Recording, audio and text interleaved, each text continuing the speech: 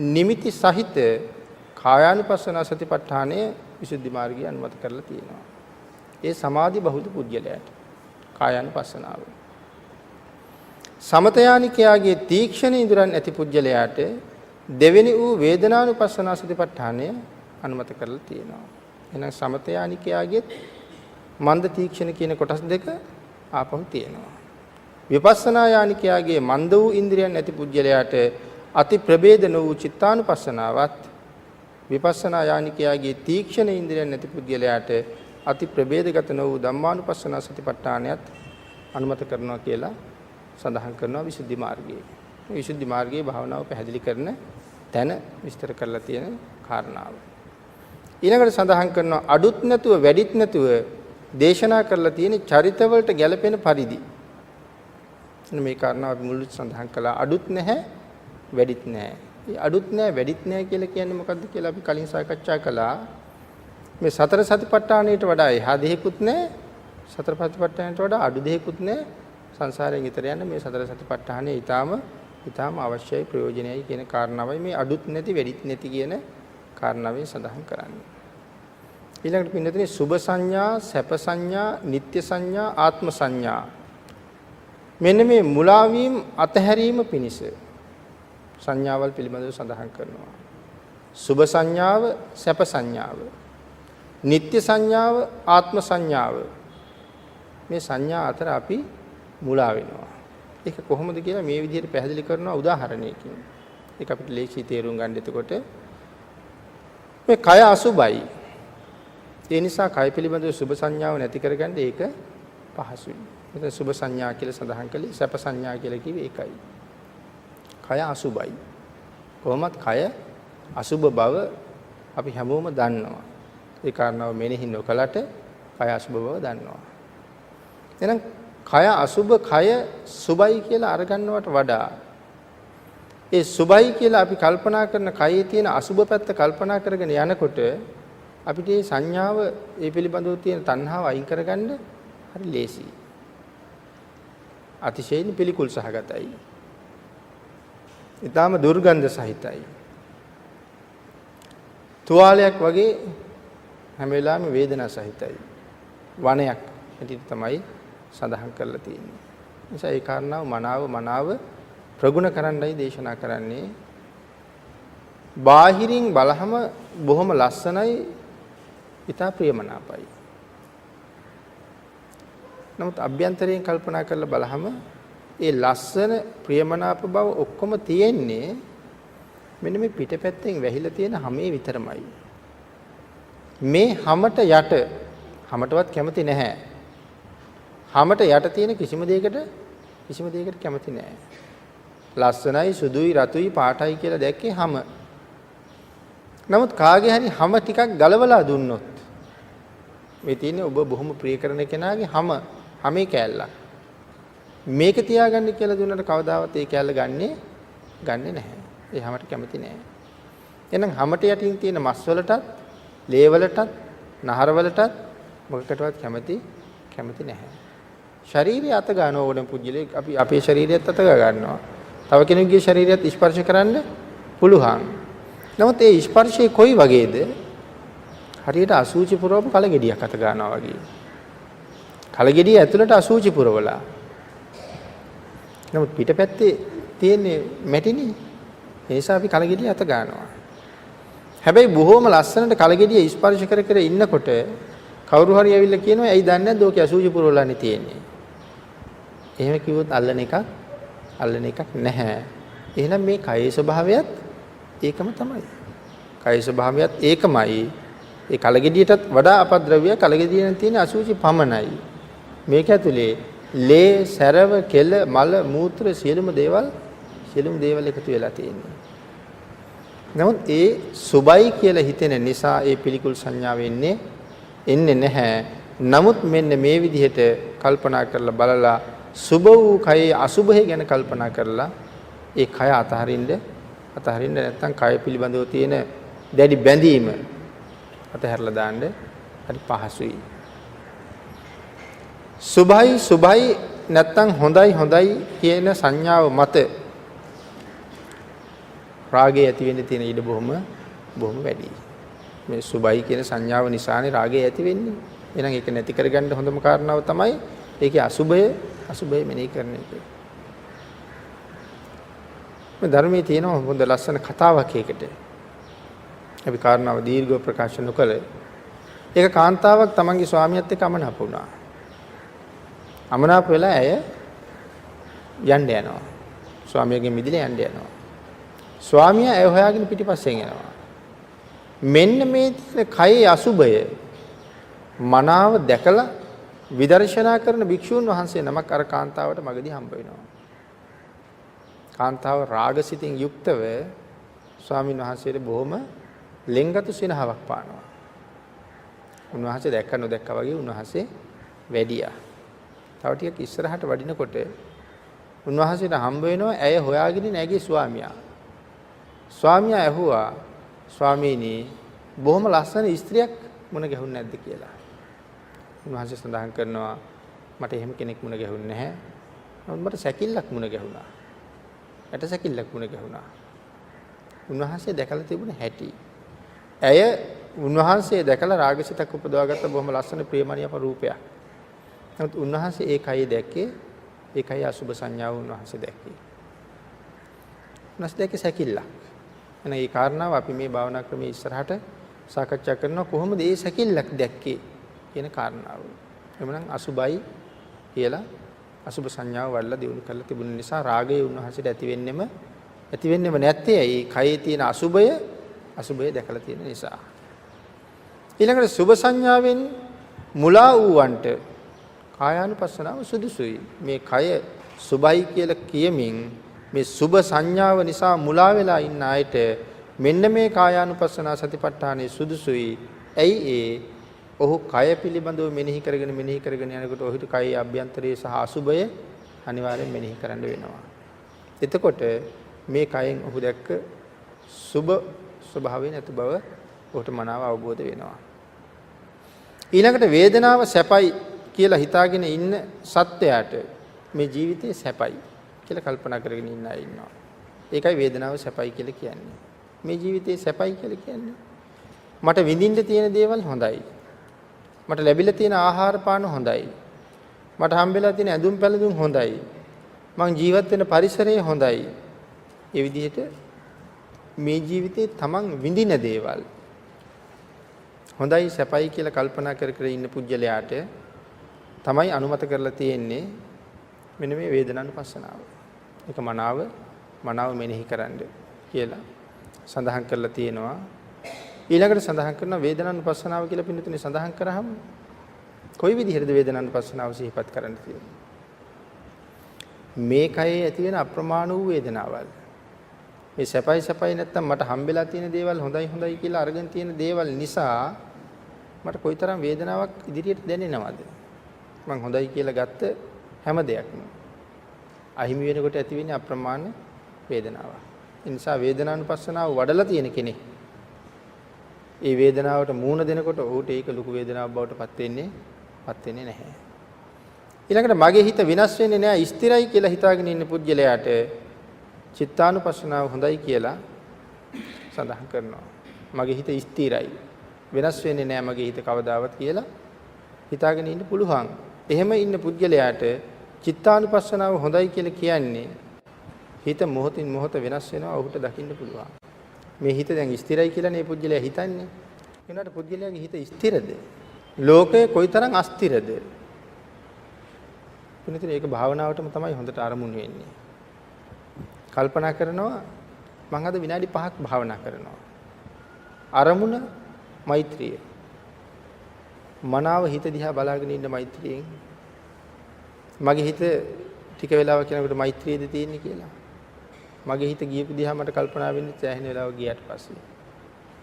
ඒක අරමුණෙන් අරමුණට හිත එළියට ගිහිල්ලා.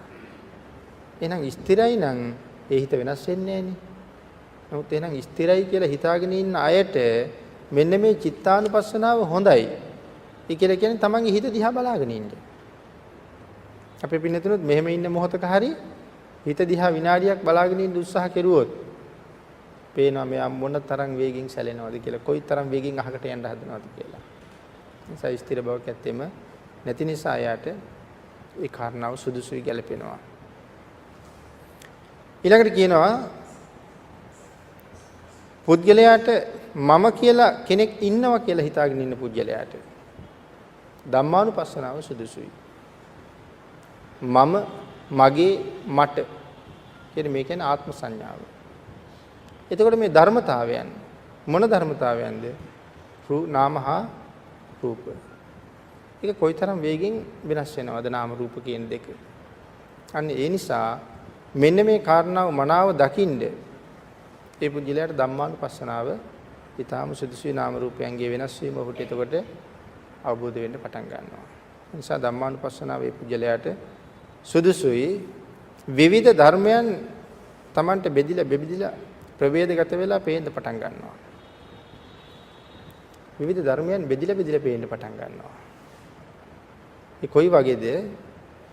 සඳහන් කරනවා මේ සත්වයක් නැහැ. ස්ථිර සත්වයක් නැහැ. පින්නතන රතයක් අරගත්තාම මේක ඉදිරියට කර්මස්ථානයේ නම් විස්තරාත්මකව සාකච්ඡා කරනවා. රතයක් අරගත්තාම රෝද දෙක වෙනම ගලවනවා. තාඩු ටික වෙනම අයින් කරනවා. විදුලි ලාම්පු ටික වෙනම අයින් කරනවා. ආසන ටික වෙනම අයින් කරනවා. එහෙම අයින් කරලා කෑලි කරලා තිබුණාම එතන රතයක් නැහැ. නැවත ඒ ටික ඔක්කොම එකතු කරලා බලහම ඒක දැන් රතයක්. ඒකට අපි ඒ කාර් එකට රතේට කියන නමක් තියෙනවා. ඒක කාර් එකක්. නමුත් අර කෑලි කරලා තියෙනකොට ඒක කාර් එකක් නෙවෙයි. නමුත් මෙන්න මේක මේ ධම්මානුපස්සනාව මනාව වඩලා තියෙන කෙනා කාර් එක දැක්කත් එයා ඒකේ කොටස් වශයෙන් ඒක දකිනවා. සාමාන්‍යයෙන් බලන කෙනාට ඒක කාර් එකක්. නමුත් මනාව දන්න කෙනාට ඒක සැනින් කොටස් වෙලා පේන්න පටන් ගන්නවා. එහෙනම් පුද්ගලයාගේ ශරීරයත් ඒ වාගේ. මෙතන තියෙන්නේ නෙමෙයි නාම ධර්මයන්ගේ එකතුවක්. පුද්ගලයෙක් නෑ. ළමයෙක් ඉන්නවා උඩ පයින්නවා දඟලනවා දුවනවා පයින්නවා. නමුත් එතන ළමයෙක් කියලා කෙනෙක් නෑ. මේ ඉන්ද්‍රිය ධර්මයන්ගේ එකතුවක් තියෙන්නේ. මනාව මෙන්න මේ ධම්මානුපස්සනාව වඩලා ප්‍රගුණ කරලා ඉන්න පුද්ගලයා එතන උඩ පයින්නවා දකින්නේ ඉන්ද්‍රිය ධර්මයන් කොටසක්, නාම ධර්මයන් කොටසක්, රූප ධර්මයන් කොටසක් විතරක් උඩ පයින්නවා දකින්න. ඒක ඔහු මනාව ප්‍රගුණ කරලායි තියෙන්නේ. අන්න ඒ නිසා සඳහන් කරනවා ධම්මානුපස්සනාව මේ ආත්ම සංඥාව තියෙන කෙනාට වටිනවා. ධම්මානුපස්සනාව. ඊළඟට මේ සුභ සුඛ නිච්ච ආත්ම භාව කියන සංඥා හතර නිසා සංසාරේ අපි ගමන් කරනවා. සුභයි, සැපයි, නිට්ටයයි, ආත්මයි කියන මේ කාරණාව නිසා සසර දිගින් දිගට අපි ගමන් කරන්නේ මෙන්න මේ සිතවිලිත් එක තණ්හා සිතවිල්ලත් එක්ක. ඒ සසර ගමන විශේෂයෙන් නවත්වන්න අපි සසර දිගටම දක්කගෙන යන මේ සිතවිලි ටික එකතු කරලා මේ සංසාර ගමන නවත්තන්න. සංසාරේ අපිව අරගෙන යන සතුරා නවත්තන්න. බිහි කරපු ආයුධ හතරට තමයි කියන්නේ සතර සතිපට්ඨාන කියලා. අපි සසර පුරා ඇදගෙන යන සතුරාව නවත්තන්න, ඔහු බයකරන්න, ඔහු පළවා හරින්න බිහි වෙච්ච වූ ලෝකේ තියෙන ආයුධ හතර තමයි මෙන්න මේ සතර සතිපට්ඨානය කියලා කියන්නේ. එහෙනම් නිට්ටයයි කියලා හිතාපු සිතවිල්ලට, සුභයි කියලා හිතාපු කෙනාට අසුභය, නිට්ටයයි කියලා හිතපු කෙනාට අනිත්‍ය, සැපයි කියලා හිතපු කෙනාට මේ සැප නැති බව, මේ විදිහට මනාව කාරණාව අවබෝධ කළා නම් ඔහු එතනින් එහාට සසර යන්න කල්පනා කරන එකක් නැහැ. ඒ නිසා සඳහන් කරනවා මේ සතර සතිපට්ඨානයේ සංසාරයේ ඇවිදින සත්‍යය සසර ගමනින් එතර කරන නැවක් හා සමානයි. අපි සසර ඇදගෙන යන නිට්ටයයි සුභයි සුඛයි කියන සතුරන්ට ආයුධ හතරක් හා සමානයි. සතර සතිපට්ඨානය. කායානුපස්සනා, චිත්තානුපස්සනා, ධම්මානුපස්සනා, වේදනානුපස්සනා මේ හතර වෙන වෙනම දක්වලා තියෙන්නේ අන්න ඒකයි. කොහොම කාරණාව ඊළඟට අපිට පැහැදිලි වෙනවා භාග්‍යතුන් වහන්සේ මේ හතරම වැඩෙන්නේ එකටයි කියලා කිව්වා. නමුත් ඇයි එකම මාර්ගයේ හතරකට බෙදුවේ කියන කාරණාවේ ප්‍රශ්නයක් ඇහුවා අපි. එකම මාර්ගයේ හතරකට බෙදුවේ මෙන්න මේ නিত্য සුභ සුඛ ආත්ම වශයෙන් ගත්ත දේවල් ටික අපිට අවබෝධ කරලා එකක් එකක් ගානේ ප්‍රහීණය කරවන්නයි මේක කොටස් හතරකට බෙදලා තියෙන්නේ. ඊළඟට පින්නතුනි මෙතන සඳහන් කරනවා තව ඕග 4, යෝග 4, ආසව 4, ග්‍රන්ථ 4, උපාදාන 4, අගති 4 මේ ආදි වශයෙන් ප්‍රහාණය කිරීම පිණිස මේ ටිකත් සාකච්ඡා කරන්න ඕනේ. මේ ඕග යෝග මේ ටික සාකච්ඡා කරන්න ඕනේ හරියටම මේක ප්‍රහාණය කරන්න හැටි දැනගන්න. හැබැයි ඒ ටික එහෙම සාකච්ඡා කරන්න ගියොත් ඒක සතර සතිපට්ඨානයෙන් එළියට ගිහිල්ලා අභිධර්ම සාකච්ඡාවක් බවටත් පත් වෙනවා. එහෙම වුණොත් මේ සාකච්ඡාව මේ සතර සතිපට්ඨාන දේශනා 60 70කින් නෙමෙයි 100කින් 150කින්වත් ඉවර කරන්න බෑ. එහෙම සාකච්ඡා කරන්න ගියොත්. ඒ නිසා අපි සාමාන්‍ය සූත්‍රයේ මේ කර්මස්ථානයත් එක්ක මේ ටික සාකච්ඡා කරමු. එහෙම නැත්නම් සතර සතිපට්ඨානයේ දේශනා 200කින් 300කින් නෙමෙයි එහෙමවත් ඉවර කරන්න බෑ. ඒ තරම්ම පරම ගැඹීරයි. හැම පැත්තෙම බැඳිලායි තියෙන්නේ. මේ ත්‍රිපිටකේ පුරා බොහෝ සූත්‍රවල මේ සතර සතිපට්ඨානේ සාකච්ඡා වෙනවා. ඒ සියල්ලම සාකච්ඡා කරන්න ඕනේ.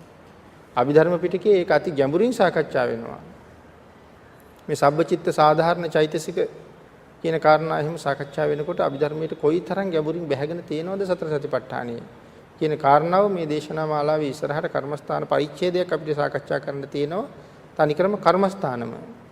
මේ පරිච්ඡේදය සාකච්ඡා කරනකොට අපිට ඒක මනාව වැටහෙනවා කොයිතරම් ගැඹුරුද එහෙනම් කියලා.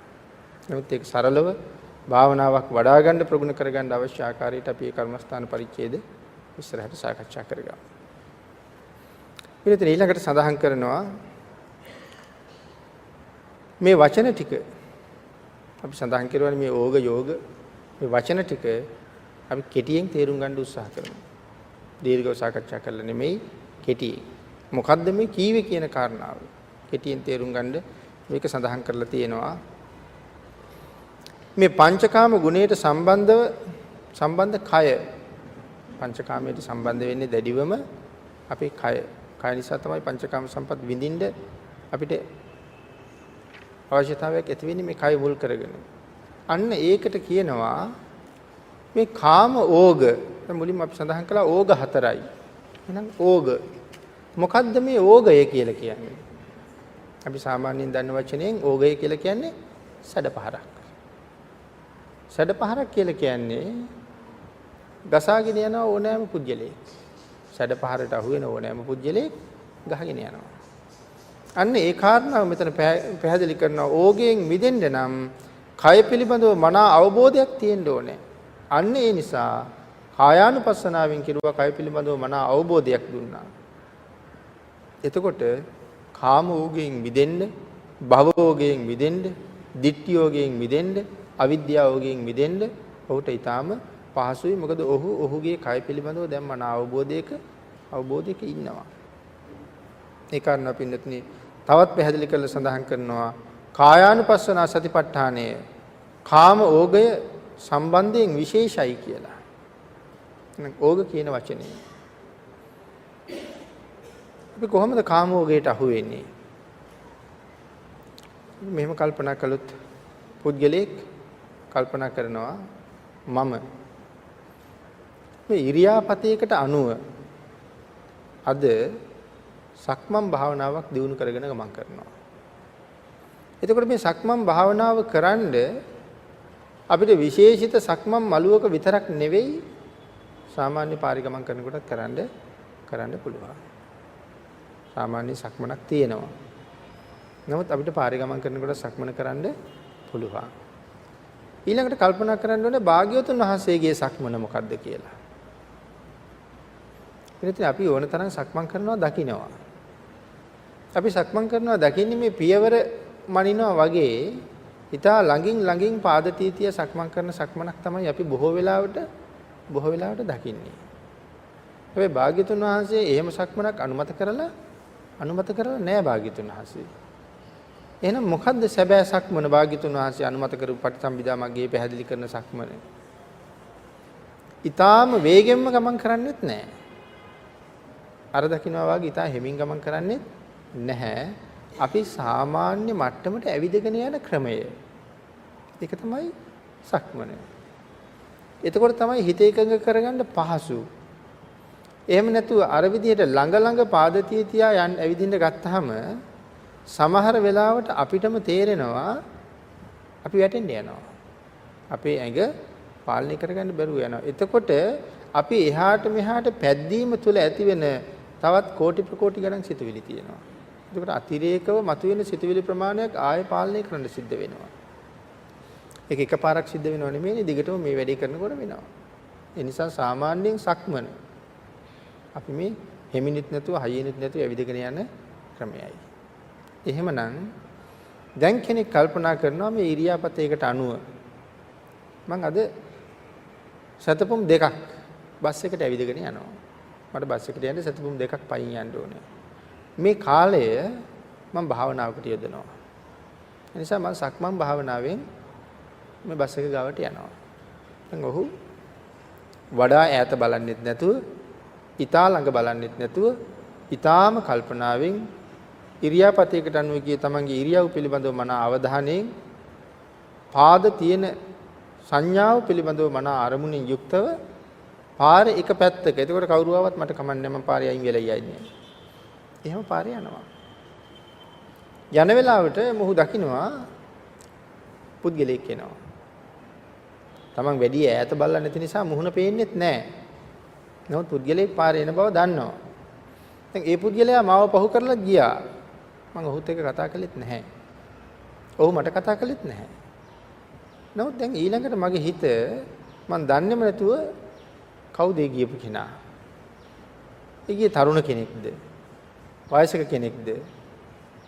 හොඳට ඉගෙන ගත්ත කෙනෙක් ගියාද? නැත්නම් මං අඳුරන කෙනෙක් ගියාද? මං කතා කරපු නැති නිසා මොනවා හරි හිතුවද? මම තාමත් අර සක්මනේ ඉන්නේ. නමුත් මගේ හිත දැන් අර පුද්ගල සංඥාවත් එක්ක කොච්චර ඈත යනවද? මම මේ කොහෙද ගියේ කියන කාරණාව මට මතක් වෙන නිසා ඇහෙන වෙලාවකට පස්සේ. මෙන්න මේක තමයි ඕගය කියලා කියන්නේ. ඇවිල්ලා ගසාගෙන අරගෙනම යනවා. ඒකට උඟ වෙලාවකට පස්සේ අරමුණෙන් එළියට ගිහිල්ලා තමයි ආය මතක් වෙන්නේ. මේ එක උදාහරණයක්. ඊළඟට සමහර වෙලාවට වාඩි වෙලා භාවනාවක් කරනවා. දන්නේම නැතුව කාමසිතවිල්ලක් එනවා. ඒ සිතවිල්ල ඔස්සේ මං සෑහෙන දුර ගමන් කරනවා. මේ පර්යංකෙන් වාඩි වෙලා භාවනා කරනවා. මට සෑහෙන වෙලාවකින් තමයි සිහි එන්නේ මං කල්පනා කිරීම මොන වගේ සිතවිල්ලක් ගැනද කියලා. එතකොට ඒක භාවනාවක් වෙලා නැහැ. චින්තාමය යමක් වෙලා. කාමසිතවිල්ලක් ගැන හිතලා මේක තමයි ඕගය කියලා කියන්නේ. ගසාගෙන යනවා. ඒ ඕගයට අහුවෙච්ච ඕනෑම කුජලික් ගහගෙන යනවා. ඒ නිසා මෙන්න මේ කාම ඕගය පාලනය කරගන්න මනා වූ සතිපට්ඨානයේ කායානුපස්සනාව ප්‍රගුණ කරලා තියෙන කෙනාට හරිම පහසුයි. එhmenan ඕග හතරයි. කාම ඕග, භව ඕග, ditthi ඕග, අවිද්‍යා ඕග. භව ඕග කියලා කියන්නේ මේ ජීවිතේ සැපයි. මේ මට ලැබිලා තියෙන දේවල්, මං ජීවත් වෙන පිරිස, මගේ අම්මා තාත්තා, මගේ දුව දරුවෝ, මගේ ගෙවල් දොරවල්, යාන වාහන, රැකී ආරක්ෂා ඔක්කොම මට සැපයි. ඒ නිසා මේ ලෝකේ සැප විඳ ඉඳලා මම දිව්‍ය ලෝකෙකට යනවා.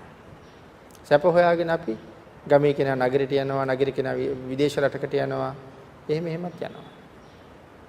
ඊළඟට කල්පනා කරනවා එතනින් චුත වෙලා දිව්‍ය ලෝකෙක යන්නත් කල්පනා කරනවා. මේ භවයේ. භව ඕගය. මේක දිගට ගහගෙන යනවා. නමුත් ඔහුට අරමුණ හරියට මොකද්ද කියලා පැහැදිලි වෙන්නේ නැහැ. එහෙනම් කාම ඕග, භව ඕග. ඊළඟට දිට්ටි මනා දැක්මක් නැහැ. මනා දැක්මක ඔහු නැහැ. ඊළඟට අවිද්‍යාව කියන අන්ධකාරය. මොකද අවිද්‍යාව කියලා එතකොට මෙතන කෙටියෙන්ම සඳහන් කරන්නේ. සසර ගමන පිළිබඳව සැබෑ වූ අවබෝධයක් නැතිකම. චතුරාර්ය සත්‍ය පිළිබඳව මන අවබෝධයක් නැති නිසා ඔහු අවිද්‍යාවෙන් වැහිලා. විද්‍යාව පහළ වෙලා නැහැ. අවිද්‍යාවමයි පහළ වෙලා තියෙන්නේ. මේ තමයි ඕග හතර. එතන සඳහන් කරනවා මේ ආදී වශයෙන් සිතුවිලි වලින් ගහගෙන යනවා හැම ඕගයක්ම එහෙමයි. ඊළඟට අපි මේ කාරණා විදිහ හිතාගෙන ඉන්නේ එක පැත්තකට ගහගෙන යනවා කියලා. එක පැත්තකට නෙවෙයි පින්නතුනි එක එක කාරණා ඔස්සේ සීසීකට ගහගෙන යනවා. මේකෙන් තව තැනකට, මේකෙන් තව තැනකට, ඒකෙන් තව තැනකට වැටිලා හතර පහ පැත්තට අපි ගහගෙන යනවා මේ ඕගයන් තුලින්. ඊළඟට පැහැදිලි කරනවා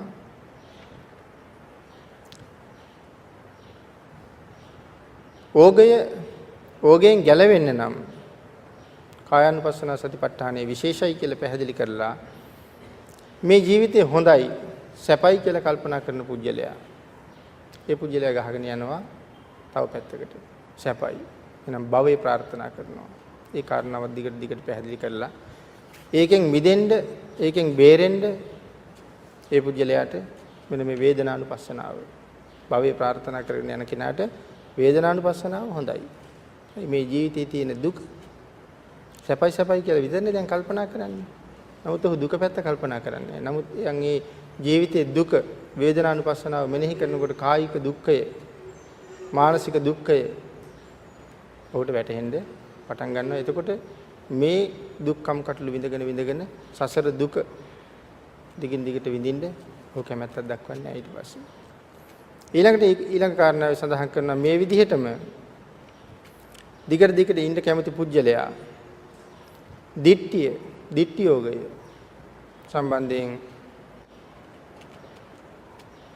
මේ දිට්ඨි යෝගේ මනා දැක්මක් නැතිකම හරියටම මොකද්ද මේ ජීවිතය කියලා මොකද්ද මේ ගමන පිළිබඳව කෝකද සසර පිළිබඳව කියලා මනා අවබෝධයක් නැති නිසා වැරදි දෘෂ්ටීන් තුල ඔහු එල්ලෙනවා. මේ වැරදි දෘෂ්ටීන් තුල එල්ලීම කියන කාරණාව නම් බොහෝ ගැඹුරින් සාකච්ඡා කළ යුතු කාරණාවක් බවට පත් වෙනවා. මදක් භාවනාව වැඩෙනකොට ආයත් අපි විවිධ දෘෂ්ටි ඔස්සේ එල්ලෙන්න පටන් ගන්නවා. ඒ නිසා මේ සෝතාපන්න පුද්ගලයා පිළිබඳව සාකච්ඡා කරන තැන මේ දිට්ඨියකට අහු වෙච්චාම අපිට ගැලවෙන්න බැරුව කොයිතරම් හිර වෙනවද කියන කාරණාව අපි අද දේශනාවේදීම අපිට ඉස්සරහට සාකච්ඡා කරන්න පුළුවන් වෙනවා. මේ නිසා පැහැදිලි කරනවා මේ කාමෝග, භවෝග, ditthියෝග, අවිද්‍යාවෝග. කාමයෝග, භවයෝග, ditthියෝග, අවිද්‍යායෝග. කාම ආශ්‍රව, භව ආශ්‍රව, ditthි ආශ්‍රව, අවිද්‍යා ආශ්‍රව. ආශ්‍රව හතරක් පිළිබඳවත් භාග්‍යතුන් වහන්සේ ඊළඟට දේශනා කරලා තියෙනවා. ඊට අමතරව අවිද්‍යා කාය ග්‍රන්ථය. අවිද්‍යා කාය ග්‍රන්ථය. එතකොට අවිද්‍යාව කියලා කියන්නේ නම් දැඩි ලෝභය. අපි අවිද්‍යාව කියලා කියන්නේ දැඩි ලෝභයට. එතකොට කාය ග්‍රන්ථය. ලෝභ කරලා මේ ලෝකෙ ගත දෙයක් අපි නැහැ. ලැබිච්ච දෙයක් නැහැ ලෝභ කරලා. ඊළඟට මෙතන ග්‍රන්ථ කියලා සඳහන් කරනවා මේ අවිද්‍යාව එහෙම නැත්නම් දැඩි ලෝභය නැති කරගන්න කායානුපස්සනාව ලෝභය නැති කරන්නත් වටිනවා. කායානුපස්සනාව ලෝභය නැති කරන්නත් හේතු වෙන භාවනා ක්‍රමයයි. එතන ග්‍රන්ථ කියලා කියන්නේ අපි බැඳලා තියෙන නිසා. මොකේද බැඳලා තියෙන්නේ? ලෝභ ධර්මතාවයත් එක්ක මේ කයට බැඳීමක් ඇති කරලා තියෙනවා. අන්න ඒකට කියනවා අවිද්‍යා කාය ග්‍රන්ථය. මෙන්න මේ අවිද්‍යාව නිසා දැඩි ලෝභය නිසා අපි මේ කයත් එක්ක බැඳලා තියෙනවා. දුක්ඛ දුක්ඛය, විපරිණාම දුක්ඛය, සංඛාර දුක්ඛය ආදී දුක්ඛ වේදනා ව්‍යාපාද කාය ග්‍රන්ථයට හේතු වෙනවා. මොකද්ද මේ දුක්ඛ දුක්ඛය කියලා කියන්නේ? මේ දුක්ඛ දුක්ඛය කියලා කියන්නේ එතන පැහැදිලි කරලා තියෙනවා ධර්මයේ මේ අපිට ඇති වෙන හිසේ රදය, දත් කැක්කුම, බඩේ අමාරුව මේ වගේ බොහෝ දේවල් තියෙනවා. එතකොට ප්‍රිය වස්තුන්ගෙන්, ප්‍රිය සම්පත් වලින්, ප්‍රිය දේවල් වලින් අත මිදෙනකොට ඇති වෙන දුක. මෙන්න මේ දුකට කියනවා දුක්ඛ දුක්ඛ කියලා. සාමාන්‍ය දුක කියන වචනේනොත් මේක හඳුන්වලා තියෙනවා. ඊළඟට විපරිණාම දුක්ඛ. සුඛ වේදනා හේවත් සිත කය දෙක. මේ දෙකට වේදනා ගෙනල්ලා දෙනවා. සිතටයි කයටයි. විපරිණාම දුක්ඛ කියලා ඒ කාරණාව පැහැදිලි කරලා තියෙනවා. විපරිණාම දුක්ඛේ පැහැදිලි කරන තැන සුඛ වේදනා හේවත් සිත කය දෙකෙහි හටගත් සුඛය නැති වී යාම. හිතෙයි කයෙයි ඇති වුණ සැපය නැති වෙච්චාම ඇති වෙන වේදනාවට කියනවා විපරිණාම දුක්ඛ කියලා. සංඛාර දුක්ඛ. සංස්කාරයන්ගේ ඉපදීම බිඳීම මේ දෙකෙන් ඇති වෙන පීඩනය. ඒකට කියනවා සංඛාර දුක්ඛ. සංස්කාරයන්ගේ ඉපදීම සහ නැතිවීම තුළ ඇති වෙන පීඩනය. එhmenan මේ කාරණා හතර පැහැදිලි කළේ ව්‍යාපාද කාය ග්‍රන්ථයේනේ.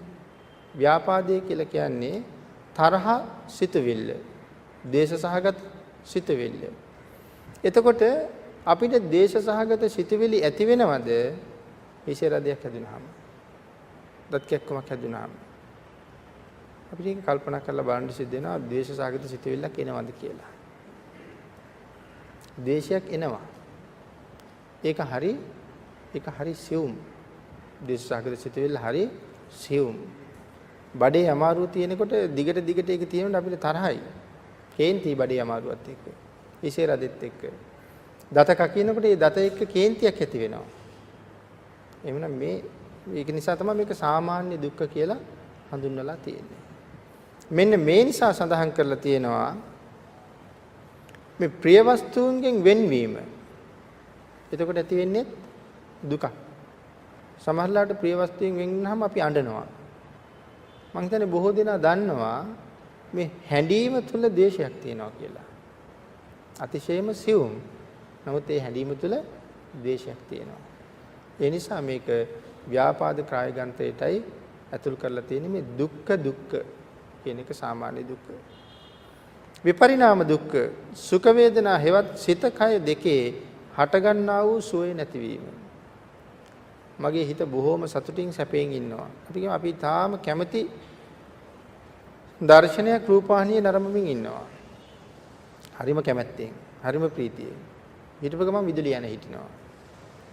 ඒ වෙලාවට අපිට අර හිතේ තිබුණ සැපයක් මේක බැලීම නිසා, අන්න ඒක නැතුව යෑම නිසා ද්වේෂයක් ඇති වෙනවා. එතකොට ද්වේෂය ඇති වෙන්නේ විදුලියත් එක්ක. විදුලිය නැති වෙච්ච නිසා තමයි බලන්න නැති වෙන්නේ. ඊළඟට කායික සැපය. කයට යම් පහසක් ලැබෙමින් ඉන්නකොට ඒ පහස නැති වෙන්න පුළුවන් මොනවා හේතුවක් නිසා ද්වේෂයක් ඇති වෙනවා. එහෙනම් එතන විපරිණාම දුක්ඛ කියලා සඳහන් කරනවා. සංඛාර දුක්ඛ කියලා කියන්නේ සංස්කාරයන්ගේ ඉපදීම බිඳීම. ඒ කියලා කියන්නේ මේ කය ඇති වෙනවා, පවතිනවා, නැති වෙනවා. ඒ ඇතිවීම, පැවතීම, නැතිවීම දැන් ඔහොම ඉන්නකොට අපිට පේන්නේ නැහැ. නමුත් මේ වෙලාවෙත් ඒක වෙනවා. මොන තරම් වේගකින් ඒක සිද්ධ වෙනවද කියන කාරණාව නිසායි පේන්නේ නැත්තේ. යම් වෙලාවක ඇඟිල්ලක් නම් සොලවන්නේ. ඒ සොලවපු ඇඟිල්ල ඒ සොලවන මොහොතක් පාසා අලුත් ඇඟිල්ලක් තියෙනවා. පරණ එකක් එහෙම නෙවෙයි. යම් වෙලාවක අත ඉස්සුවා නම් උස්සපු අත නෙමෙයි ඉසිලා තියෙන්නේ. ඒක අතක්වත් නෙමෙයි පාත් කරන්නේ. ඊතරම් වේගයෙන්ම මේ නාම ධර්මයන් විදිලා විනාශ වෙලා අලුතෙන් හට ගන්නවා. අන්නේ හට ගන්න වේගය නිසා තමයි අපිට වෙනස් වෙනවා කියන එක පේන්නේ නැත්තේ. රූපවාහිනිය බලාගෙන ඉන්නකොට මිනිස්සු දුවනවා. නමුත් හැබෑවටම අපි දන්නවා එතන දුවන කෙනෙක් නෑ. ඒ දුවන පුද්ගලයාත් සමහරලාට පුටුවක ඉඳගෙන ඒ දර්ශනීය දිහා බලාගෙන ඉන්නවා. එතකොට එතන මොනවද තියෙන්නේ? එතන තියෙන්නේ රූප රාමු පෙළක්. ඒ රූප රාමු පෙළ වේගෙන් යන නිසා අපිට පේන්නේ එක දිගටම කෙනෙක් දුවගෙන යනවා කියලා. මොකක් හරි තාක්ෂණික දෝෂයක් නිසා ඒක මදක් හිර වුණොත් අපිට පේනවා ඒ පුද්ගලයා නතර වෙවි යනවා. එහෙමනම් ඊට වඩා කෝටි ප්‍රකෝටි ගාණක් වේගවත් මෙන්න මේ රූප ධර්මයන්ගේ ඇතිවීම සහ නැතිවීම. ඒ නිසා කිසිසේත් අපිට ඒකේ වෙනසක් පේන්නෙම නෑ. මේ ඊයේ හිටපු පුජ්‍යලයාමයි, මේ පෙරේදා හිටපු පුජ්‍යලයාමයි, මේ ගිය ධර්මදේශනාව ශ්‍රවණය කරන්න ආපු අයමයි වගේ අපිට පේන්නේ. නමුත් ඒ අය කවුරුවත් මෙතන නෑ. එහෙනම් එතන සඳහන් කරනවා මෙන්න මේ කාරණාව සාමාන්‍ය දුක, විපරිණාම දුක, සංඛාර දුක්ඛ, ව්‍යාපාද කාය ග්‍රන්ථයට අයිති වෙනවා කියලා. සීලබ්බත පරාමාස මම මෙවැනි සීලයකින් සුද්ධියකටපත් වෙනවා කියන්නේ සාස්වත සංඥාව. මේ සාස්වත සංඥාවේදී කියන්නේ නැත්නම් සාස්වත දෘෂ්ටියේදී කියන්නේ ස්ථිරයි, සත්‍යයි කියන කාරණාව. ස්ථිර යමක් තියෙනවා සාස්වත දෘෂ්ටිය කියලා කියන්නේ ඒක. සත්‍ය සංඥාවක්, සාස්වත සංඥාවක්, ආත්ම සංඥාවක්. ඒ සියලුම සංඥාවල් තියාගෙන සුද්ධියටපත් වීමට පුළුවන් යන හැඟීම සීලබ්බත පරාමාසයක් ලෙස සඳහන් කරලා තියෙනවා. ස්ථිරයි කියලා කල්පනා කර කර සුද්ධියටපත් වෙන්න කොහොමවත් බෑ. මොකද ස්ථිර බව නැහැ. එහෙම ස්ථිර යමක් තියෙනවා කියලා කල්පනා කරගෙන ඉන්නවා නම් ස්ථිර දෙයක් නැති ලෝකේ එතන කවදාවත් උහුරු සුද්ධියටපත් වෙන්න පුළුවන්කමක් නැහැ කියලා සඳහන් කරලා තියෙනවා. එම නිසාම චිත්තානුපස්සනාව සීලබ්බත පරාමාසයන්ගෙන් ගැලවෙන්න විශේෂයෙන් හේතු වෙනවා කියලා පෙන්නනවා. චිත්තානුපස්සනාවෙන් වේගෙන් ඉපදිලා නැති වෙන සිතුවිලි පිළිබඳවයි දකින්නේ. එහෙනම් ස්ථිර යමක් නැහැ කියලා ඔහුට අවබෝධ වෙනවා. සාස්වත දෘෂ්ටියේ ඉන්න කෙනෙකුට චිත්තානුපස්සනාව වඩනකොට මෙතෙක් මම ස්ථිරයි කියලා හිතාගෙන හිටියා නමුත් කිසි දෙයක් ස්ථිර නැහැ කියලා ඔහුට වැටහෙන්න පටන් ගන්න නිසා අන්නේ පුජ්‍යලයට චිත්තානුපස්සනාව සුදුසුයි කියලා සඳහන් කරනවා. ඊළඟට ධර්මතා අවබෝධ කර ගැනීම ධම්මානුපස්සනාව තුළින් සිදු කරගන්න පුළුවන්. විශේෂයෙන් ප්‍රථම, ද්විතීය ආදී ධානයන්ට සමවැදීම විමුක්තියක් කියලා හිතනවා. ප්‍රථම සහ ද්විතීය ධානයන්ට සමවැදීම විමුක්තියක් කියලා කල්පනා කරනවා. සාමාන්‍ය ධාන වලට සමවැදුණු පුජ්‍යලයක් හිතනවා ඒකේ විමුක්තියක් තියෙනවා කියලා. නමුත් ධානයක් තුළ විමුක්තියක් නැහැ. ධාන ලබන්න පුළුවන් භාවනා කරලා ඕන කෙනෙකුට. හැබැයි මාර්ගඵල ලබන්න බෑ භාවනා කරලා ඕන කෙනෙකුට. මාර්ගඵල ලබන්න පුළුවන් වෙන්නේ කාටද? මාර්ගඵල ලබන්න පුළුවන් වෙන්නේ භාග්‍යතුන් වහන්සේ සරණ ගියපු කෙනෙකුට විතරමයි. නමුත් ධාන ලබන්න ඕන කෙනෙකුට පුළුවන්. භාග්‍යතුන් වහන්සේ පහළ වෙන්න කලිනුත් ධානලාභීන් ලෝකෙ හිටියා. ඒ කියන්නේ මේ සමත යානික ක්‍රමයට හිත දියුණු කරපු අය. නමුත් විදර්ශනා කියන විශේෂ ක්‍රමය බුදුරජාණන් වහන්සේගේම පමණයි. ඒ විදර්ශනා ක්‍රමයෙන් පමණයි මාර්ගඵල ඔස්සේ ගමන් කරන්න පුළුවන්.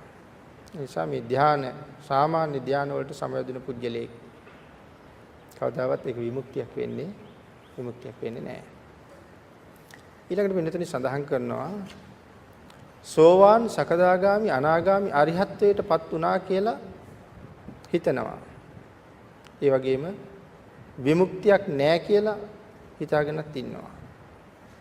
එයත් එහෙම සසර බැඳලා තියෙන දෙයක් නිසා එයින් ගැලවෙන්න විශේෂයෙන් ධම්මානුපස්සනාව සුදුසුයි කියලා සඳහන් කරනවා. ධම්මානුපස්සනාවෙන් ධර්මතා හඳුනා ගැනීමෙන් තමන්ට මේ දේවල් වුණා කියලා හඳුනා ගන්න පුළුවන් වෙනවා. ධර්මතා හඳුනා ගැනීම තුළ මට මෙන්න මේ දෙයට භාජනය වෙන්න මේ විදිහට සිදු වුණා කියන කාරණාව. එහෙම නැත්නම් සඳහන් කරනවා අපි යම් පොතපතක් ඉගෙන ගන්න වෙලාවක ඒ පොතේ සඳහන් කරලා තියෙන වචනයක් අපි වරද්ද ගන්නවා. ඒ වචනයෙන් කියන්නේ එක අර්ථයක්. මම ඒකෙන් ග්‍රහණය කරගන්නේ වෙන අර්ථයක්. පොත හරියටම අවබෝධ කරපු නැති නිසා පොතේ තියෙන වචනයක් වරද්ද ගන්නවා. ඒක සඳහන් කරන භාවනාවක් කරද්දී යම් අත්දැකීමක් ලැබුණාම ඒක සංසන්දනය කරනවා අර තමන් ඉගෙනගත්ත පොතේ තියෙන වචනයත් එක්ක. පොතේ භාවනාකාදී පොතක් සඳහන් කර කියවගෙන යනකොට ඒක සඳහන් කරලා තියෙන එක වචනයක් වරද්ද ගන්නවා. මේ දේශනාවක් අහනකොටත් එහෙමයි. හරියටම වචනේ තේරුම් අරගත්තේ නැතුව වචනයක් වරදින්න පුළුවන්. මොකද අර්ථය වෙන එකක් මං හිතන්නේ තව එකක්. ඒ නිසා මම භාවනාව කරගෙන යනකොට විවිධ අත්දැකීම් හම්බෙනවා. භාවනාව වඩ아가ගෙන යනකොට විවිධාකාර අත්දැකීම් හම්බෙනවා. අන්නේ අත්දැකීම ඊළඟට ගලපන්න පටන් ගන්නවා මට අර වැරදිච්ච තැන ඉඳලා. වැරදිච්ච තැන ඉඳලා මම ගලපන්න පටන් ගන්නවා මේක නේද මේ වෙන්නේ කියලා. හැබැයි එතන තියෙන්නේ වැරදිලා. ඒ කාරණාව මේ වර්තමානයේ හරියට දකින්නත් තියෙනවා. කොයිතරම් වැරදිලාද තියෙන්නේ කියන කාරණාව. ඒ කාරණාව මෙන්න මෙහෙම අවබෝධ කරගන්න පුළුවන්. Taman විශේෂ තැනකට ඇවිල්ලා කියලා හිතෙනවා. බොහොම චූටි දෙයක්. නමුත් විශේෂ තැනකට ඇවිල්ලා. අහලා ඇති සමහර වෙලාවට මේ විදර්ශනා උපක්ලේශ කියලා කොටසක් තියෙනවා. විදර්ශනා උපක්ලේශ. මේ භාවනා වඩ아가න යනකොට යම් ප්‍රමාණයකට හිත දියුණු වෙලා ඒ පුජ්‍යලයට සමහරලාට සතපුම් 100,000 ගණන් ඈත බලන්න පුළුවන්. එහෙම නැත්නම් එක එක භවයෙන් භවයට බලන්නත් පුළුවන්. මම උනත් කෙනෙක්ගෙන් අහන්න පුළුවන් මගේ ගිය ආත්මේ කොහොම තියෙන්නේ නැද්ද? මං අහවල් කාලේ කොහොම ඉන්නේ නැද්ද? එහෙම අහන්නත් පුළුවන් ඒ අය ගාවට ගිහිල්ලා. නැත්නම් ඒ අය කතා කරලා කියනවා ඔබ ගිය ආත්මේ මෙහෙමයි, බුදුරජාණන් වහන්සේගේ කාලේ හිටියේ මෙහෙමයි, අහවල් රජුරුවන්ගේ කාලේ හිටියේ මෙහෙමයි, සංගායනා කරපු කාලේ හිටියේ මෙහෙමයි. එහෙමත් කියනවා. එහෙම කියන්නත් ඒ පුජ්‍යලයට පුළුවන්. ඒ පුජ්‍යලයට බෙහෙත් දෙන්නත් පුළුවන්. ශාස්ත්‍ර කියන්නත් පුළුවන්. ලෙඩ හොඳ කරන්නත් පුළුවන්. එතකොට අපි කියනවා හරි හොඳයි. භාවනා බලයෙන් තමයි ඔක්කොම කරන්නේ. දැන් මෙයා මේ යම් තැනකට ඇවිල්ලා ඉන්නේ. නමුත් එයා කොතෙන්ටද හිර වෙලා ඉන්නේ? විදර්ශනා උපක්ලේශයක හිර වෙලා. ඒ නිසා දැන් එයා එතනින් එහාට යන්නේ නැහැ. දැන් මෙතන නතර වෙලා මට ලොකු දෙයක් හම්බුණා කියලයි හිතාගෙන ඉන්නේ. මෙයා දන්නේ නැහැ මේ කෙලෙසයකට අහු වෙලා තියෙන්නේ කියලා. එහෙම නතර වුණොත් එයාට ඉස්සරහට යන්නම බෑ. ඒ කාරණාව තමයි මෙතන සඳහන් කරන්නේ. චූටි දෙයක් හම්බෙලා තියෙන්නේ. මෙහෙම සඳහන් කරනවා. අපිට යම් ගමනක් යනවා අපි. පින්නතුනේ ගමන යනකොට අපිට මග සලකුණු ටිකක් කියලා තියෙනවා. ඔබට යනකොට ඉස්සරලාම හම්බ වෙයි මහ විලක්. නැත්තම් මහ වැවක් හම්බ වෙනවා. තව ඉස්සරහට මග සලකුණු කියනවා. දැන් අපිට හම්බ වෙනවා පොඩි වැව් ටිකක් මේ පාරේ යනකොට. මාර්ගයේ දිගයි පොඩි වැව් ටිකක් හම්බ වෙනවා. දැන් මගේ කල්පනාව මේ පොඩි වැව හම්බ වුණාම මට හම්බෙලා තියෙන අර මහ වැව කියලා. දැන් මහ වැව ගාවින් හැරෙන්න කියලායි කීවේ. දැන් මගේ කල්පනාව දැන් මේ මහ වැව කියලානේ හම්බෙලා තියෙන පොඩි වැව. මම එතනින් හැරෙනවා. පාර වරදිනවා. අවශ්‍ය තැනට යන්න බැරුව යනවා. මෙන්න මේ වෙලා තියෙන්නේ අන්න එහෙම දෙයක්. එහෙනම් භාවනාව වඩ아가ගෙන යනකොට එහෙම දෙයක් වෙන්න පුළුවන්. නමුත් ඒ කරුණ මනාව තේරුම් අරගන්න ඕනේ, අවබෝධ කරගන්න ඕනේ. ඊළඟට පින්නතුනි අපි එතෙන්ට ඇවිල්ලා අපි කල්පනා කරනවා මම මාර්ගඵලත් ලැබුවා කියලා. මම සෝවාන් වෙලා ඉන්නේ. එහෙම කතා කරන අය හරියට ඉන්නවා. එහෙම කතා කරන අය ඉන්නවා විතරක් නෙමෙයි. එහෙම අය සරණ යන්න උත්සාහ කරන අයත් හරියට ඉන්නවා. හැබැයි එතනින් අපි ඔක්කොටම වරදිනවා. භාග්‍යතුන් වහන්සේගේ සරණ මගේ එකම සරණ මිස වෙන සරණක් මට මේ ලෝකේ නැහැ. නත්ති මේ සරණං අඤ්ඤං බුද්ධෝ මේ සරණං වරං. පින්වතුනි අපිට දැන් මෙතන ඉන්නකොට මෙහෙම කෙනෙක් මේ ශාලාවට උඩින් ඇවිල්ලා මේ වහලි සිදුරු කරගෙන මෙතෙන්ට බැහැලා මෙතන වාඩි වෙලා කිව්වොත් භාග්‍යතුන් වහන්සේගේ දේශනාවට පටහැනි දෙයක් අපි පිළිගන්නවා. බොහෝ වෙලාවට බොහෝ දෙනා පිළිගන්නවා. ඇයි? මෙයා කියන එක හරි. මෙයා ආවේ උඩින්. මෙයා ආවේ අහසින්. මෙයා ආවේ ධාන බලයෙන්. එහෙනම් මෙයා කියන එක හරි. නමුත් එයා කියන්නේ භාග්‍යතුන් වහන්සේ දේශනා කරපු එකට වඩා පටහැනි දෙයක්. අපිට ශ්‍රද්ධාවක් තියෙනවා. භාග්‍යතුන් වහන්සේගේ දේශනාවට වඩා මේ පුද්ගලයා කියන දේශනාව පිළිගන්න. එහෙනම් සඳහන් කරනවා එහෙම බෑ කියලා. ස්ථීරසාර වෙන්න ඕනේ මේ කාරණාව. අපි පින්නතුන්ට මතකද අර එක උපාසක මහත්තයෙක් භාග්‍යතුන් වහන්සේ ළඟ ඉඳලා යනකොට භාග්‍යතුන් වහන්සේත් එක්ක ගැඹුරු ධර්ම කාරණාවක් සාකච්ඡා කරලා යන්නේ. මාරයා කල්පනා කළා මේ පාර වරද්දන්න ඕනේ. මාරයා ගියා උපාසක මහත්තයා ගෙදර. ගෙදර ගිහිල්ලා බුදුරජාණන් වහන්සේ වාගේ වෙස් මාරු කළා. වෙස් මාරු කළා දැන් මෙයා තව ගෙදර එනවා. පණිවිඩයක් කිව්වා භාග්‍යතුන් වහන්සේ ගෙදර ආවා ඉක්මනට එන්න කිව්වා. උපාසක මහත්තයා කල්පනා කරනවා භාග්‍යතුන් වහන්සේ ගාව ඉඳලායි මම මේ එන්නේ. මට කලින් භාග්‍යතුන් වහන්සේ එන්න උවමනාවක් නැහැ. එහෙම එන්න දෙයක් තිබුණේ නැහැ. අනික භාග්‍යතුන් වහන්සේ එහෙම වඩින්නෙත් නැහැ. කමක් නැහැ යමු. ඊළ බලමුකෝ කියලා කල්පනා කළා. ගෙදර ගියාම භාග්‍යතුන් වහන්සේ ඉන්නවා. ආසන පනවලා වැඩ ඉන්නවා. වන්දනා කළා. වන්දනා කරලා එකත් පස්සෙක වාඩි වුණා. ස්වාමීනි මම භාග්‍යතුන් වහන්සේ ගාව ඉඳලා දැන් මේ එන ගමන්මයි මට කලින් භාග්‍යතුන් වහන්සේ මෙහාට වැඩි මොනවා ඒ කාරණාවක් සඳහා දුන්නා. ඒ වෙලාවේ අර පුජ්‍යලයා පුටි වාඩි වෙලා ඉන්න කෙනා කියනවා මමත් එක්ක යම් කාරණාවක් සාකච්ඡා කළා නම් විහාරයේදී ඒ කාරණාව වැරදි. මට ඒ වෙලාවේ ටිකක් සිහි මදගතියක් තිබුණා. ඒ නිසා මම සඳහන් කළා නම් මේ නාම ධර්මයන් අනිත්‍යයි කියලා. ඒ නාම ධර්මයන් අනිත්‍ය නෑ. නාම ධර්මයන් ස්ථිරයි සත්‍යයි. කියන කාරණාව ප්‍රකාශ කළා. ඒ වෙලාවේ කීපක පිළිගන්න එපා මේක පිළිගන්න. නමුත් උපාසක මහත්තයා මොකද සඳහන් කළේ? දැන් මේ ඉන්නේ භාග්‍යතුන් වහන්සේමයි මේ කියන්නේ. මෙයා තීරණය කරනව නැහැ. මේ භාග්‍යතුන් වහන්සේ වෙන්න බෑ. භාග්‍යතුන් වහන්සේට සිහිමද වෙන්නේ නැහැ කවදාවත්. භාග්‍යතුන් වහන්සේට වචන වැරදිලා පස්සේ හදන්නෙත් නැහැ. ඒ නිසා අහන ඔබ මාරයා නේද කියලා. එහෙනම් මේ ජීවමාන බුදුන් පෙනිපෙනී ඉන්න වෙලාව. එහෙම ඉන්න වෙලාවේ මෙයා තීරණය කරනවා නෑ මේ භාග්‍යතුන් වහන්සේ නෙමෙයි කියලා. ඒ කියන්නේ බුදුන් සරණ හැර වෙන සරණක් මට නැහැමයි කියන කාරණාව. එhmenan අපිට එහෙම බැරි වෙච්ච නිසා අපි මෙන්න මේ විදර්ශනා උපක්ලේශ ගාව නතර වෙලා අපට ඊට පස්සේ හිතෙනවා භාග්‍යතුන් වහන්සේට තේරුණාට වඩා වැඩි අපට තේරෙනවා වගේ කියලා. භාග්‍යතුන් වහන්සේ දේශනා කරලා තියෙන ක්‍රමයට වඩා තව හරි කෙටි ක්‍රම තියෙනවා මේකෙන් රිංගලා යන්න. අපිට පුළුවන් මේකෙන් බේරිලා යන්න.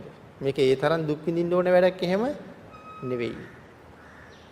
භාග්‍යතුන් වහන්සේ අපිට දේශනා කරලා තියෙන දිගම ක්‍රමයේද? භාග්‍යතුන් වහන්සේ අපිට දේශනා කරලා තියෙන්නේ මේ මාර්ගයේ තියෙන කෙටිම ක්‍රමය. ඒ තරම් අනුකම්පාවක් තියෙනවා. මේකේ මීට වඩා නම් කෙටි ක්‍රම හොයන්න මේ ලෝකේ කිසි කෙනෙකුට බෑ පින්නතුනි මේ ධර්මය කියන එකට අලුතෙන් ඉස්පිල්ලක්වත් ඇලපිල්ලක්වත් එකතු කරන්න සරියුත් මහ රහතන් වහන්සේටවත් බෑ. එහෙම කිව්වොත් ඒක කොයිතරම් ගැඹුරුද? මේ ධර්මයට ඉස්පිල්ලක් හෝ ඇලපිල්ලක්වත් එකතු කරන්න සරියුත් මහ රහතන් වහන්සේටවත් බෑ. සරියුත් මහ රහතන් වහන්සේටවත් තනියම හිතලා ධර්ම දේශනාවක් කරන්නත් බෑ. එවනම් සරියුත් මහ රහතන් වහන්සේ ධර්ම දේශනා කළේ කොහොමද? උන්වහන්සේ ධර්ම දේශනා කරලා තියෙන්නේත් භාග්‍යතුන් වහන්සේගෙන් මාතෘකාවක් ලැබුණට පස්සේ. භාග්‍යතුන් වහන්සේගේ මාතෘකා අනුව තමයි ධර්ම දේශනා කරලා තියෙන්නේ. වර්තමානයේ ස්වාමීන් වහන්සේ නමක් ධර්ම දේශනාවක් කළත් භාග්‍යතුන් වහන්සේගේ සූත්‍රයක් භාග්‍යතුන් වහන්සේ දේශනා කරපු ගාථාවක් මුල් කරගෙන දේශනාවක් කරනවා මිසක් Tamante හිතෙන ගාථාවක් කියලා ධර්ම දේශනාවක් කෙරුවොත් බණ අහන අය කවුරුවත් බණ අහන්නේ නැහැ.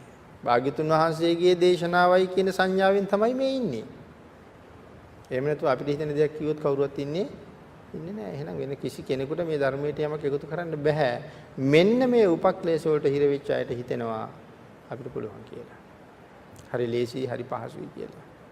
ඊළඟට මේ මාර්ගයට අනික් අය ගන්නත් උත්සාහ කරනවා. ඉතින් අනික් අයත් ස්ථීරව සරණ ගිහිල්ලා නැති නිසා බොහොම වේගෙන් මේ පැත්තට සරණ යන්න හදනවා. මාර්ගඵල ලැබලා කියලා කියනවා. එහෙමත් කියනවා නම් ඒ මාර්ගය කොහොම මාර්ගයක් වෙන්න ඕනේද? අද ඊටාම ඉහළ මාර්ගඵලලාභින් වහන්සේලා ඉන්නවා.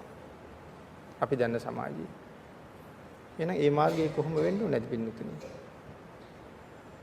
ඊටාම ඉහළ තැනට ආවා කියලායි කියන්නේ. සෝවාන් කියන තැනට වඩා හුඟක් ඉහළයි ඒ කතා කරන්නේ. නමුත් සෝවාන් පුද්ගලයා කොහොම වෙන්න ඕනේද? හරියට සෝවාන් වෙලා කියලා කිව්වොත් මොන තරම් සිහියක් මොන තරම් සතියක් තියෙන්න ඕනේද? මෙතන මේ පින්නතුන් වාඩි වෙලා පෑ දෙකකට ආසන්න වෙන්න එනවා. අපිට මතකද මෙතන මම වාඩි වෙලා මගේ ළඟට ගත්ත අන්තිම ඉන්ද්‍රිය මොකක්ද කියලා.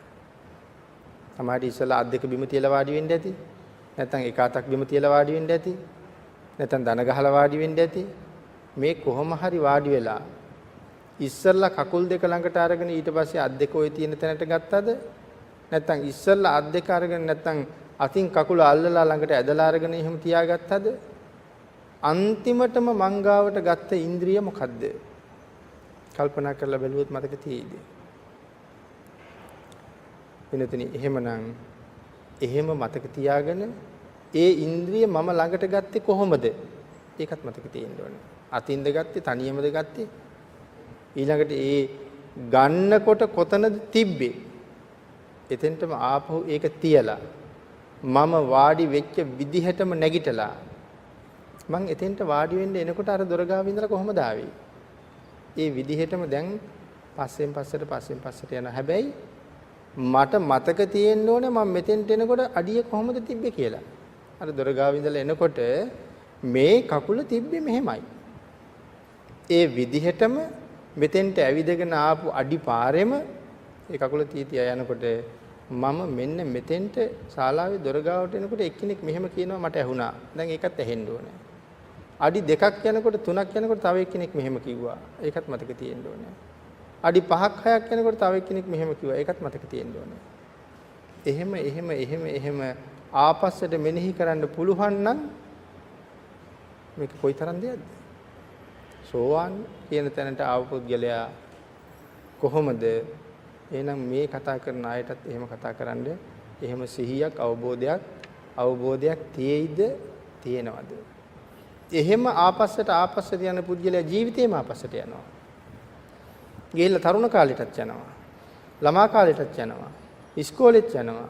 පෙරපාසලටත් යනවා. එහෙම ගිහිල්ලා අර දන ගාපු කාලෙට බඩ ගාපු කාලෙටත් යනවා. එහෙම ගිහිල්ලා මාතෘ ගර්භය ඇතුළටත් යනවා. මාර්ගයේ ගර්භය ඇතුළට ගිහිල්ලා අම්මගේ කුසට ඉස්සරලාම බැහැ ගන්න පහළ වෙච්ච හිත. ඉස්සරලාම බහින කල්ල රූපේ. එතෙන්ටත් යනවා. මෙන්න මේ හිතින් තමයි මාතෘ ගර්භයට බැහැගත්තේ. ඒ මාතෘ ගර්භයට බැහැගන්න හිතුන සිතට කලින් සිත දැක්කොත් ඒ සිත දැක්කොත් ඔහු කවුද? අම්මගේ කුසට බැහැගන්න පහළ වෙච්ච හිතට කලින් මට පහළ වෙච්ච හිත දැක්කොත් ඒ කියන්නේ දැන් මේ ජීවිතේට එහා පැත්තට පැන්නා. ඒ හිතක් දකින්න පුළුවන් නම් පුබ්බේ නිවාසානුස්සති ඥානෙ පහළ වුණා. ඒ හිත දකින්න පුළුවන් නම්. ඉතින් එහෙමනම් අපි මෙන්න මේ උපක්ලේශ ගාව හිර වෙලා ඉන්න කතා කරන අපිට ආන් එතෙන්ටත් යන්න පුළුවන්ද? මේ මාර්ගඵලලාභීයි කියලා කියනකොට එතෙන්ටත් යන්න පුළුවන්ද? එහෙම නැත්නම් අපි මේ පාරේ මොනතරම් රැවටිලාද? මේ මාර්ගයේ අපි කොයිතරම් අසරණ වෙලාද? එහෙමනම් අපි කොයිතරම් අවිද්‍යාවකද? ඔන්න අවිද්‍යාව. දැන් මේ තියෙන්නේ නොමගේ ගිහිල්ලා. වෙනතනි භාග්‍යතුන් වහන්සේ පුද්ගලයා නොමග ගියා කියලා කිව්වේ මෙන්න මෙතන. නැතුව මේ පන්සිල්වත් රකින්නේ නැතුව හරියට තුනුරුවන් සරණ ගිහිල්ලත් නැතුව නොමග ගියාම ගැන මේ භාග්‍යතුන් වහන්සේ සඳහන් කරන්නේ මෙන්න මෙතනින් නොමග යාම පිළිබඳව. එහෙමනම් මෙතෙන්ට එන්න මොනතරම් සිහියක් මොනතරම් කල්පනාවක් මොනතරම් අවබෝධයක් තියෙන්න ඕනද කියන කාරණාව ගාව අපි නතර වෙලා මේක දියුණු කරන්නම වෙනවා. මේ උපක්ලේශ එයි. මටත් එහෙම දේවල් පහළ වෙයි. ඔබට එහෙම කරගෙන යනකොට ඔබට එහෙම දේවල් පහළ වෙයි. ඇති වෙයි. දැනෙයි.